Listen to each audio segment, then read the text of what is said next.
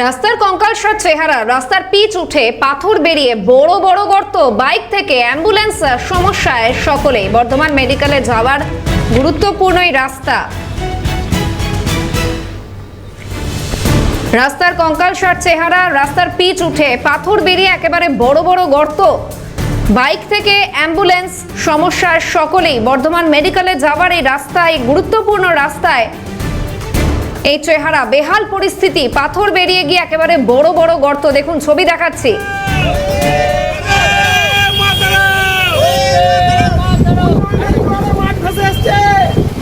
প্রতিবাদে পূর্ব বর্ধমান জেলা INTUC tender নিতে চান, বর্ধমান পৌরসভার অবৈধ টেন্ডার চলে আসুন, চলে আসুন, এই মুহূর্তে চলে আসুন।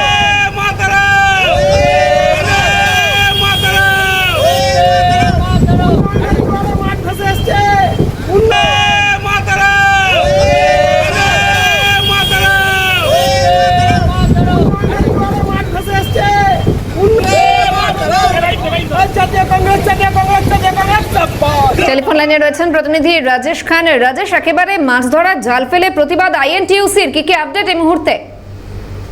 দেখো, দীর্ঘদিন ধরে রাস্তাটি বেহাল এবং তারা পৌরপতি এবং পৌরসভার যারা সংশ্লিষ্ট কাউন্সিলর সকলকেই বলেছেন, তারপরেও কোনো সুরা হয়নি। এর ফলেই একবারে এই যে রাস্তা, সেই রাস্তাটি কিন্তু যান চলাচল করে যেমন মানে একবারে দুর্ভোগে পড়তে হয়, সেরকমই নিত্য যাত্রী তাদেরকেও প্রতি মুহূর্তে দুর্ঘটনার কবলিত পড়তে হচ্ছে বলে কংগ্রেসের পক্ষ থেকে অভিযোগ করা হচ্ছে।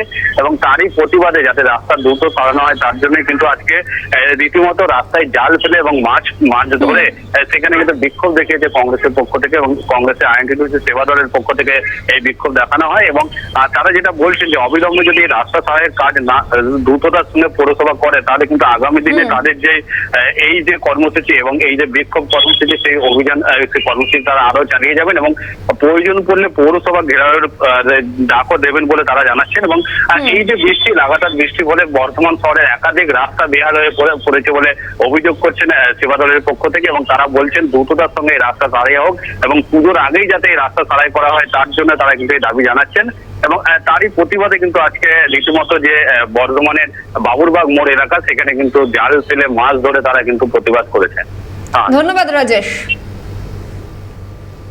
যারা টেন্ডার নিতে চান, বর্ধমান পৌরসভার অবৈধ টেন্ডার চলে আসুন, চলে আসুন।